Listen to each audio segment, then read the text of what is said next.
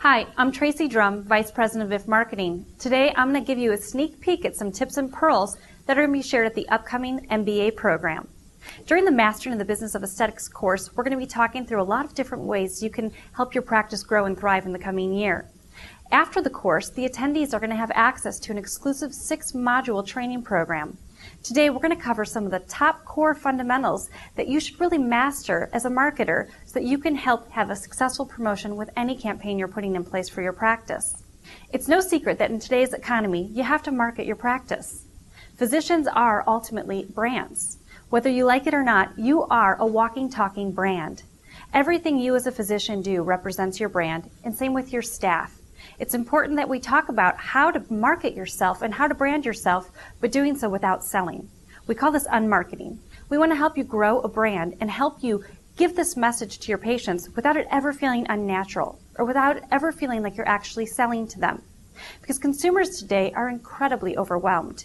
Consumers receive an average of over 6 million marketing messages a year. Look at your inbox, your phone. We're constantly receiving direct mail. Marketing messages are everywhere around us. So what we want to do is we want to help the consumer receive your messages with ease. In addition to helping the consumers, we want to help the staff.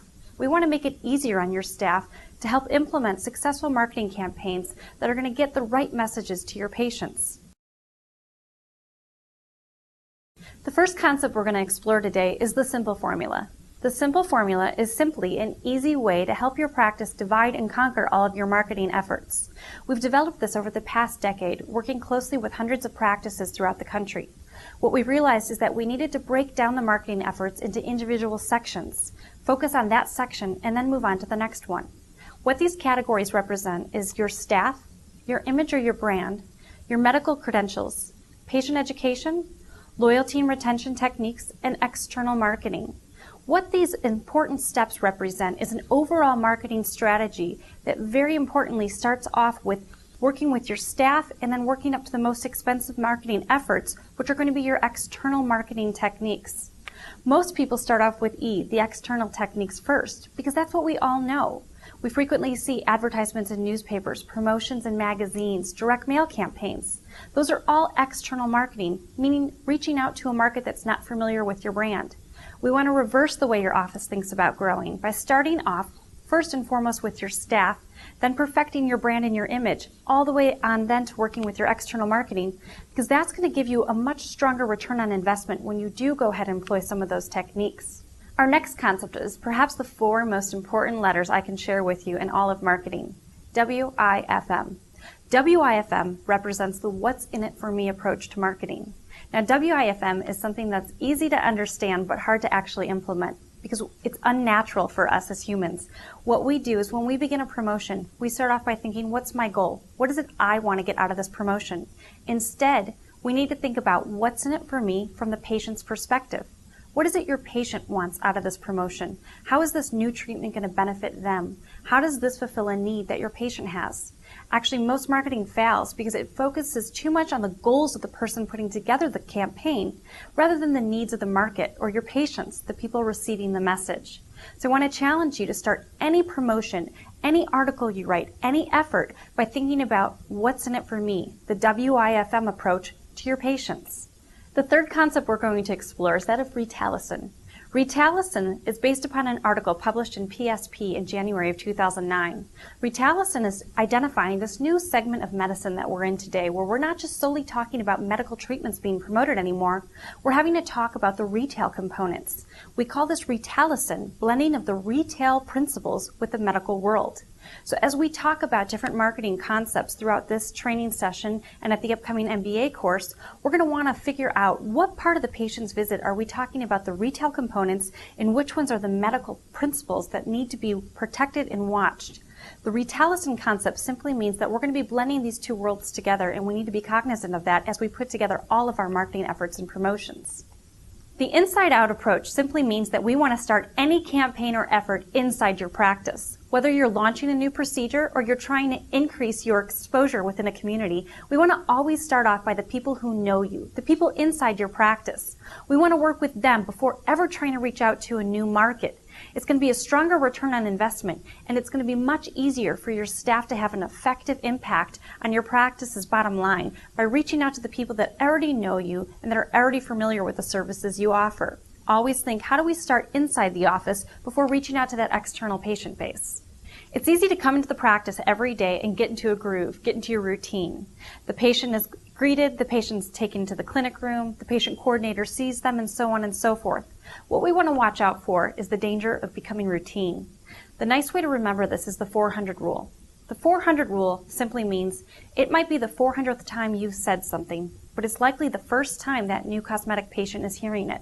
Whether you're describing a neurotoxin treatment, a filler treatment, or a surgical procedure, remember to approach it with the 400 rule in mind. It's the first time that new patient is having an experience with what you're talking about. So remember to treat it as if it's the first time you're taking the opportunity to explain it to that patient. In marketing, there's two common approaches, the shotgun method versus the rifle method. The shotgun method to marketing means that you simply are randomly shooting marketing messages into generic audiences. You're trying to hit a target. You're just shooting out messages because you want and hope to get busy. This is the least preferred method. What we instead want to do is the rifle method. The rifle method means you've got a very targeted goal.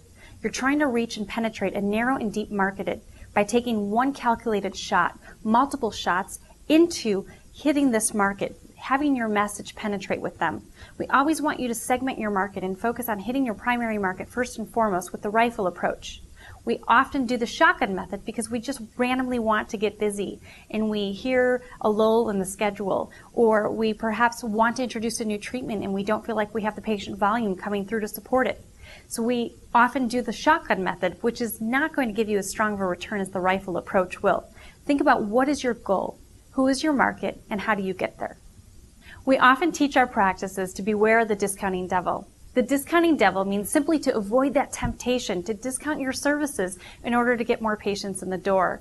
We've seen a lot of practices over the years that have dabbled into this and they regret it now because what happens is that you devalue your brand equity. Your brand equity is how patients perceive your image. And as a physician and a medical practice, you have an inherent prestigious image that we want to protect. When you discount your services, you're automatically hurting that or lowering that. What we want to encourage is that before you ever slash your prices, you think about having value adds, perhaps giving a complimentary treatment with another treatment, as opposed to ever giving a percentage or a discount off. Be careful that you protect what it is that you've worked so hard to build when times get slow, because it's your brand equity that you're going to protect. Think about the Ritz-Carlton, for example. You're never going to find a $49 night at the Ritz-Carlton, and it's because you want to protect what it is that everybody perceives your image as. If it's high-end and it's luxury, we want to keep that consistent, and discounting isn't what people think of when they think of luxury images. One of the number one questions that we're asked by our practices these days is social media. What is it? Should we be on it? How do we do it? The simplest answer that I can give you is to remember this. We're in a new era of marketing where the old principles and rules are no longer valid. Used to be that you had a sender and a receiver with a message. You were pushing your message onto someone. Instead, today, it's all about conversations and engagement. You want to speak with your audience instead of to them. Think about how to pass your message on to your patients in a way that's going to engage them in a conversation. Instead of just delivering a message and giving them information, ask open-ended questions, encourage a conversation. Simply speak with them and try and create that dialogue that's much needed to build a relationship.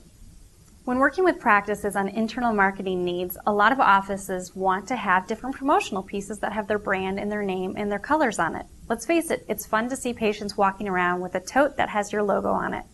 What we want to encourage you to do is always follow the LIC formula for promotional items. It simply means asking yourself about the longevity of the item you're purchasing, the impact it will have on the patient, and the cost per unit. Think about it like this. If you've got a patient coming to your office, and let's say you give them a branded water bottle, they're going to drink that water bottle, and within a few minutes, they're going to discard it. What we want to do is instead think, how do we get the most impact for our dollars? How much is this water bottle going to cost in relation to something that might last a little longer? Think about a bottle of water versus a sports bottle of water where you can have your brand on it, but it's something the patient's going to keep, use on a regular basis, and be reminded to come see you. That's the goal of a promotional item. So think about how you can purchase something that your patients are going to use on a regular basis and keep with them for a long time. The last concept we're going to talk through today is the power of execution. Execution is critical for making any change within your practice happen. It's often that we leave a training course, a conference, or watch a webinar, and we have 5 to 10 ideas that we jot down. But what happens is we quickly go back to our daily hassle, and we forget to implement any of them, or we simply don't have the time to. I challenge you to pick one idea, take one concept, and commit to putting it in place. This is going to be the best way to help ensure your practice thrives and that your brand continues to grow. Hopefully, you've been able to take down some new concepts today that are going to help your practice grow. We look forward to seeing you at the upcoming MBA program, and thank you for your time.